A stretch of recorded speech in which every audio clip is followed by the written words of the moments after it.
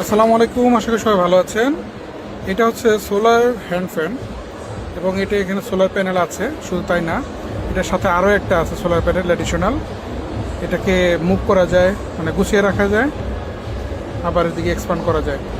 সাথে ব্যাটারি আছে। পাশাপাশি এটাকে আবার মুভ করা যায়, মানে ফ্যানের অ্যাঙ্গেল চেঞ্জ করা যায়, প্যানেলটাকে গুছিয়েও রাখা যায়। ঠিক আছে, সোলার প্যানেল দিয়েও চার্জ হবে। তো আমি জিজ্ঞাসা করলাম কতক্ষণ লাগবে, বলে 8 ঘন্টা লাগবে চার্জ হতে।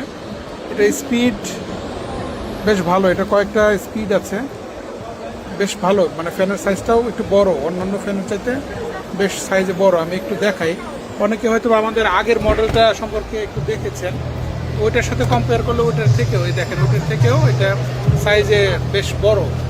বাতাস আছে অনেক, কিন্তু মানে আমার কনসার্ন ছিল হচ্ছে যে এটা এই সোলার প্যানেল দিয়ে আসলে চার্জ হবে কি হবে না, কতটুকু কাজ হবে।